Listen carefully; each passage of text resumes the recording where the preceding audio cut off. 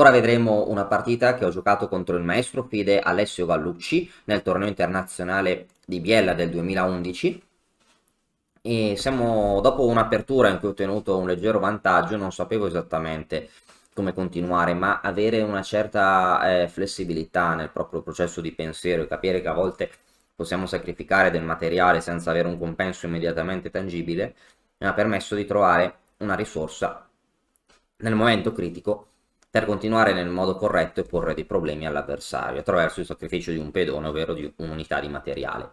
Giocai di 4, mi giocò di 5, giocai cavallo F3, E6, C4, C6, una struttura a triangolo, qua giocai E3, cavallo F6, B3, una variante interessante, fiere B2, B6, cavallo D2, vedete che è tutto più o meno simmetrico, arrocco il nero gioca donna C7, donna C7 interessante perché se il nero avesse arroccato avrei potuto giocare il piano cavallo E5 seguita da F4, questo piano si chiama formazione Filisbury e potrei poi provare a predisporre un attacco sull'ala di re.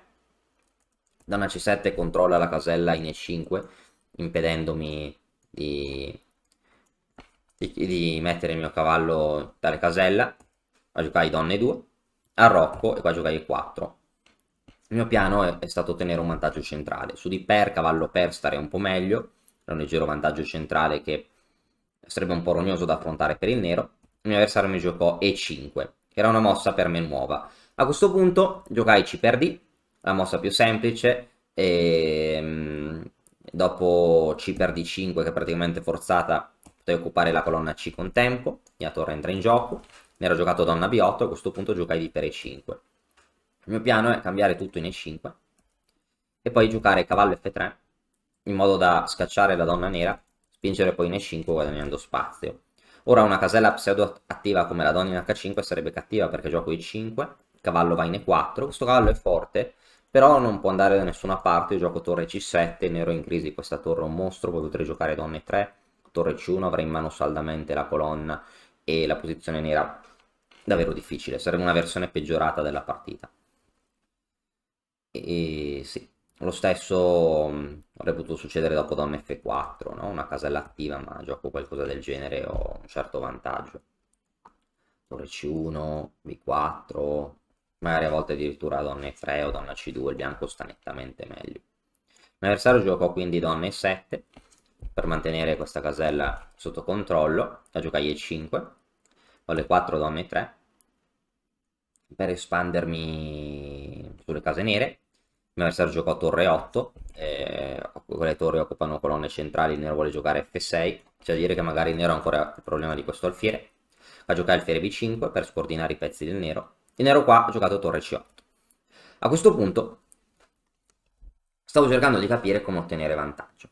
Allora, innanzitutto, se potesse, mi farebbe un grandissimo piacere poter giocare cavallo D4 e F4, spingere il mio pedone F per appoggiare il pedone in E5. Il cavallo poi potrebbe andare in F5 a volte in D6.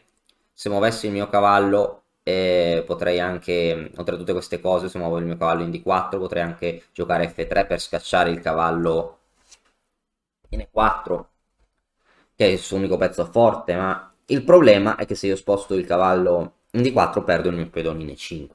Quindi il processo mentale, il processo di pensiero di un giocatore potrebbe essere che qui si ferma e cerca un altro piano.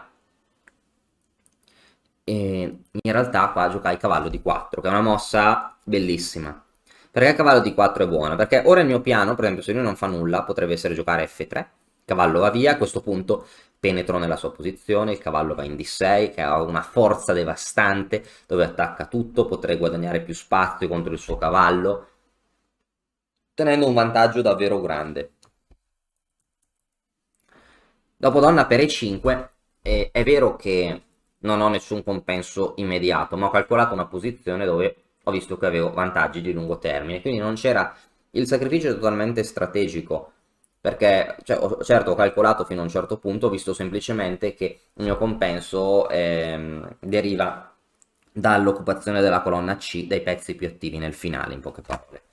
Qua ho calcolato F3, questo è ciò che avevo calcolato, ora il cavallo è inchiodato, se il cavallo si muove cade la donna nera, il nero ha giocato donna G5, non posso catturare il cavallo perché la mia donna è in presa, Qua devo catturare da una per H per. Ora qua giocai H4. Il cavallo è l'unica casella in E6, non ha altre caselle. E ora il nero ha cambiato prima in C1. Ci sta, perché se gioca cavallo E6, cavallo per F per, posso giocare alfiere di 7 con attacco doppio. Se cattura in C1 do prima scacco, re H8, torre per C1 e ho un vantaggio perché ho recuperato materiale. Questo pedone è passato ma isolato, poi posso centralizzare il re. Il bianco sta chiaramente meglio. Il nero ha catturato, ho giocato cavallo E6, a questo punto ho giocato cavallo per E6, F per E6, torre C7. Ecco, questa è la posizione che ho visto. No, ho visto che non riuscivo... Ok, se il nero gioca, sposta l'alfiere, recupero il pedone, ma se il nero gioca torre B8, ho visto che non riuscivo a catturare immediatamente un pedone. Questa posizione che ho calcolato più o meno 5-6 mosse dopo la posizione in cui ho giocato cavallo di 4, dove ho sacrificato il pedone in E5, ma qui guardiamo la posizione.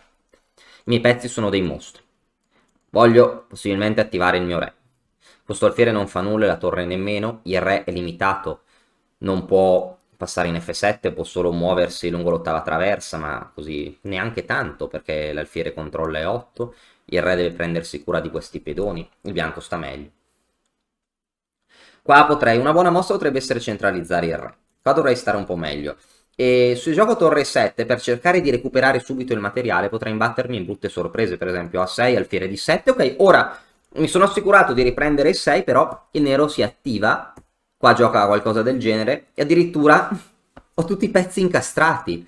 Per recuperare questo pedone ora ho tutti i pezzi sovraccarichi. Probabilmente qua devo perdere la qualità e forse perdo addirittura la partita.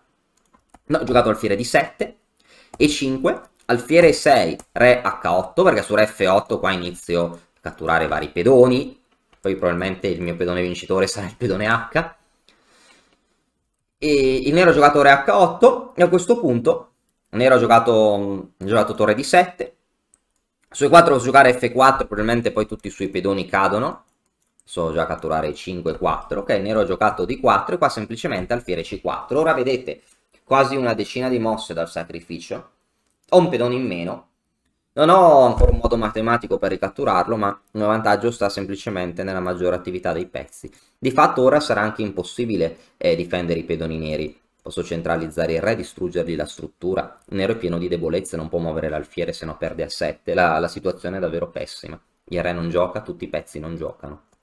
Il controllo di linee della settima traversa. Qua probabilmente si potrebbe dire che in realtà magari non è un vero e proprio sacrificio perché il bianco recupera il materiale, ma cioè, gli scacchi non sono un gioco matematico. Noi valutiamo un sacrificio strategico, un sacrificio di lungo termine, non in base al suo valore scientifico, ma in base a ciò che possiamo calcolare nel momento del sacrificio. Vai a visualizzare addirittura questa posizione, era molto difficile, era fuori dalla mia portata. Io mi ero fermato prima, ma avevo già capito che avevo un'attività sufficiente da compensare il pedone, che molto probabilmente l'avrei ripreso. Il gioco non era per niente forzato, il nero aveva molti modi di deviare, ma la sua posizione era cattiva.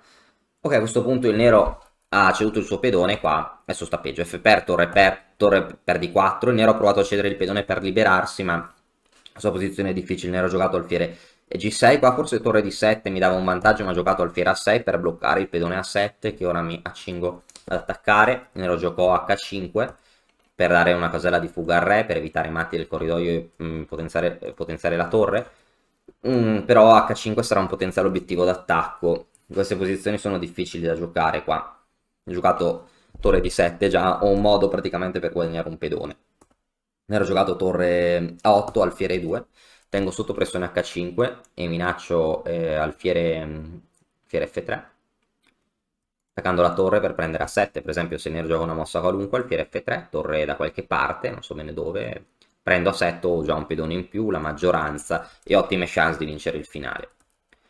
Se nero giocasse A5, torre D6, qua c'è un attacco doppio, contro l'alfiere il pedone in B6 e il risultato sarebbe analogo, non so, alfiere re H7, torre per B6, con ottime chance di vincere il finale grazie al mio pedone in più. Queste combinazioni non sono casuali, queste combinazioni derivano da una migliore attività. Quindi questa è la fase tecnica dopo aver recuperato il pedone.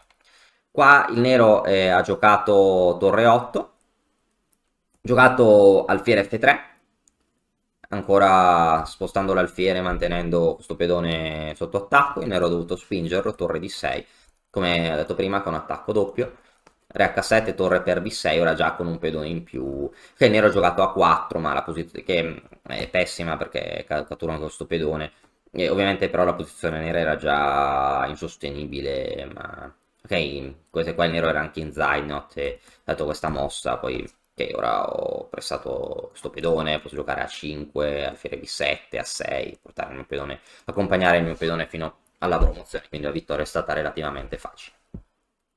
Questa partita è finita la mossa 40, potete vedere che ho sacrificato il mio pedone alla mossa 21, ho dato 21 cavallo di 4 e il gioco non è stato per nulla forzato e ho ripreso il mio pedone alla mossa, vediamo un attimo, la mossa 33, 12 mosse dopo, in una posizione che era incalcolabile, perché le ramificazioni erano troppe, ma il sacrificio del pedone in E5 è stato puramente posizionale, era semplicemente un'unica unità di materiale in cambio di avere tutti i pezzi attivi. Questo è un altro esempio di un sacrificio posizionale di lungo termine.